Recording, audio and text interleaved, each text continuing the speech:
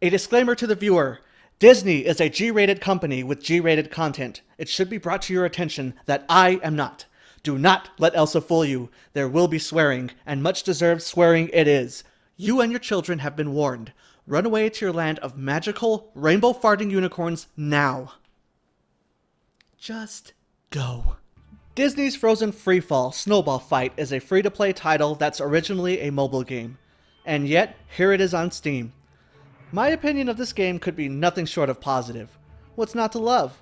The game is a licensed Disney product that borrows from pre-existing puzzle games, and it happens to star the best animated film of all time.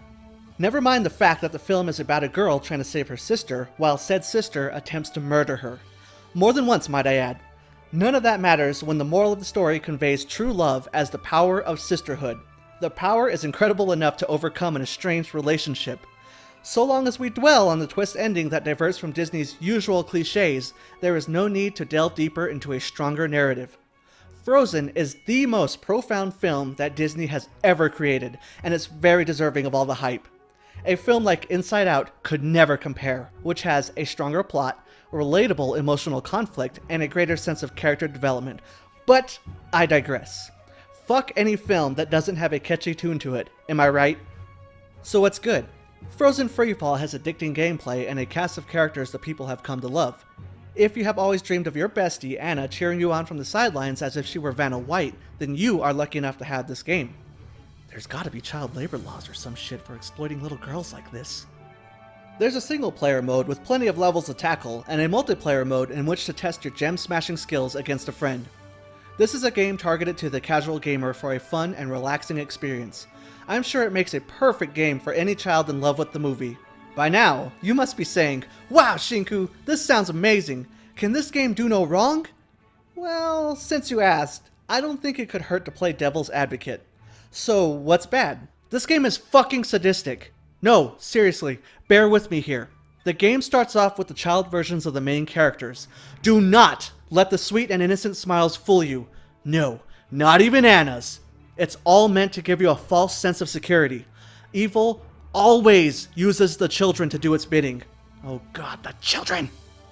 Upon starting the single-player game, there is a selection screen titled Daily Rewards. The hearts. If you didn't get the hearts when you made a selection, the game will make you wish you didn't fuck that choice up. You start the game with 15 hearts in the upper right corner. I made the mistake of not paying attention to my inevitable doom.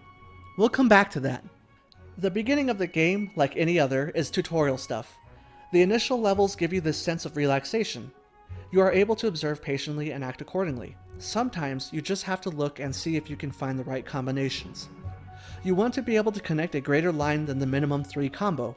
A greater combo means more points, with a possibility of enhancing a gem to single-handedly destroy an entire row. In the first 10 or so levels, I began to feel the casual aspect of the game. I have to admit, the gameplay excels at killing time, and there were moments where a combo was so destructive, it was amazing. Whoa, what? Did I do bad? Is that a good thing? Nice!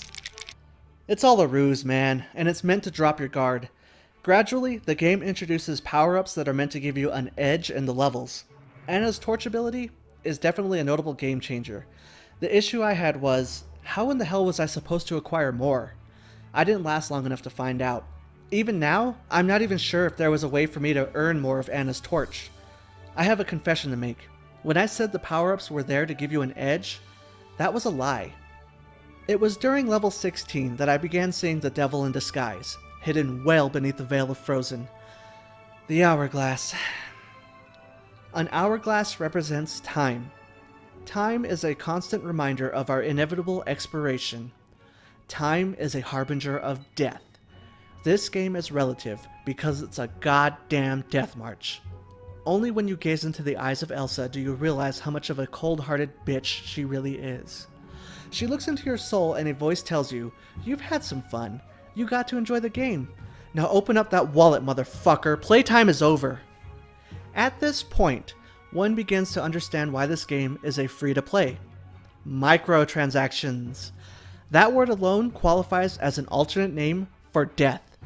For an individual who cannot understand that free-to-play and microtransactions work in tandem, that's like saying you don't expect a bicycle to come with wheels. I was fully aware that this would happen eventually.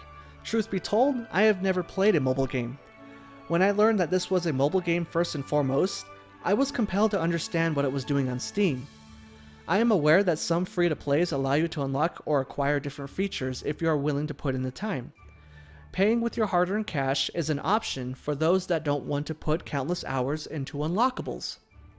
I am a patient person, and as such, if it takes time to earn rewards, I will game with persistence.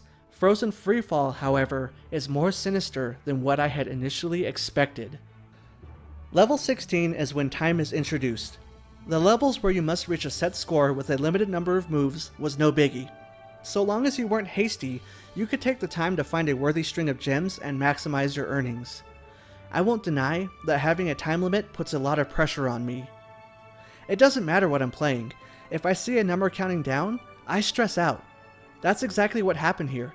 Suddenly I couldn't make combos happen fast enough. All the colors seemed to blend into one giant glob, and I could not discern a gem and create a line to save my life. At the 5-second mark, the clock starts ticking and you are alerted to your imminent demise. It never fails. 5 seconds comes around, the ticking happens, and I lose my shit.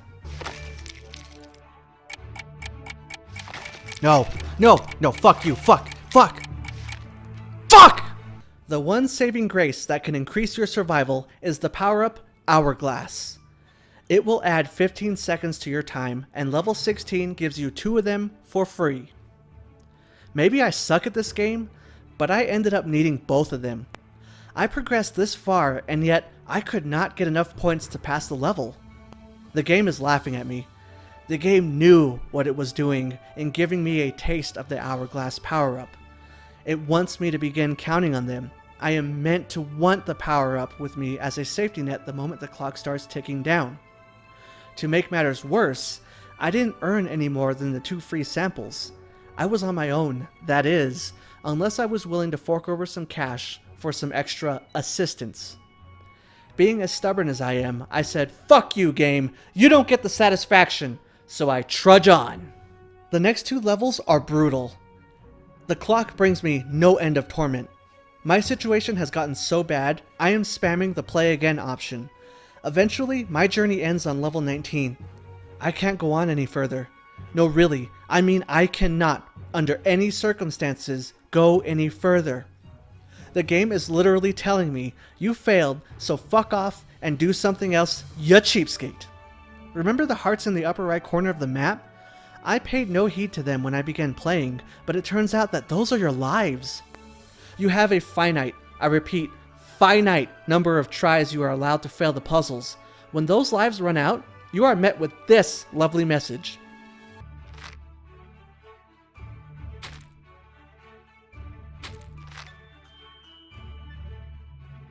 Failure seemed impossible when I was playing free of any time constraint, but that mental comfort went tits up with level 16. What the shit, Elsa? I thought this game was supposed to be a casual friendly game. This isn't Dark Souls or fucking Super Meat Boy. Jesus, I'd hate the idea of Super Meat Boy with finite lives. As I mentioned before, maybe I just suck at this game, but what the fuck? There is every possibility that other adults, or hell, the children that this game is marketed to, will fail as hard as I have. The only options left to the player by this point is to A, wait until the following day to receive a generous 5 extra lives, or B, you fork over some money so you can buy more hearts in order to play right now. I thought I had seen plenty of underhanded gimmicks a free-to-play could pull in order to nickel and dime a gamer, but damn! The tactics I am seeing here are complete and utter bullshit. I can forgive the game for asking me for $20 in order to unlock all playable characters in multiplayer. It's no big deal when you can unlock them just by progressing through the game. Hell, they aren't even necessary if you plan on playing single player only. Therein lies the problem. Once you're out of lives, you are left with either spending time or money for more playtime. What's that? Did you ask why not kill some time on multiplayer? That's a wonderful idea, if only there was a way to play multiplayer online. That's right, you don't play via the internet. Not on the Steam edition anyway. you are stuck with playing locally on one computer. You share the keyboard between you and your opponent. Player 1 uses WASD and spacebar, player 2 uses the arrow keys and enter. I could play this game despite losing all my hearts in single player, but for playing this game, almost everyone I know has officially disowned me. And so, reminiscent of my high school prom date, I am left playing with myself. By now, any enthusiast PC gamer would tell me there are plenty of better games out there for me to play. Hell, this game is a serious waste of my GTX 970. Any other day of the week, I would have given less of a shit about this game. The reason I set out to make this review was to bring awareness to this bullshit. I love how Steam grants developers, be they mainstream or indie, a chance to publish games. Making games is a tough business, and because of this freedom, there are tons of choices a player can make when searching for a new title to play. Unfortunately, for every good game there must be an ugly. Mobile gaming and their nickel and diming practices are complete shit, and it's not something we should allow to continue. If mobile gamers want to be suckered into the developers' hands, let them. Obviously, it's a lucrative business. Don't believe me? Just Google something along the lines of "child spends thousands on mobile app," and you'll get my point. If we allow games like this to exist on Steam, we can only hurt ourselves in the long run.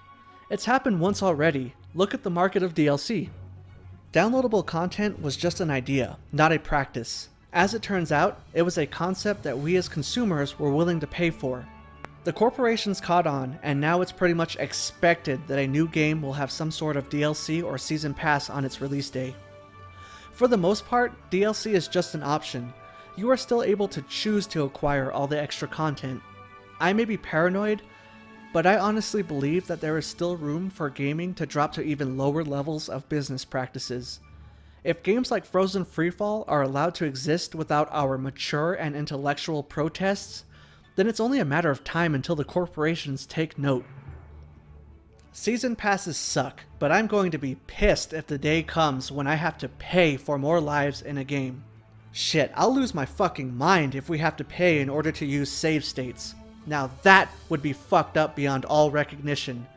Of course, if that day were to come, I would hope that gamers, be they PC or console, would be willing to stand together and protest that bullshit. I'm all for supporting a developer and giving them my money for a job well done, but I'm not cool with being taken advantage of.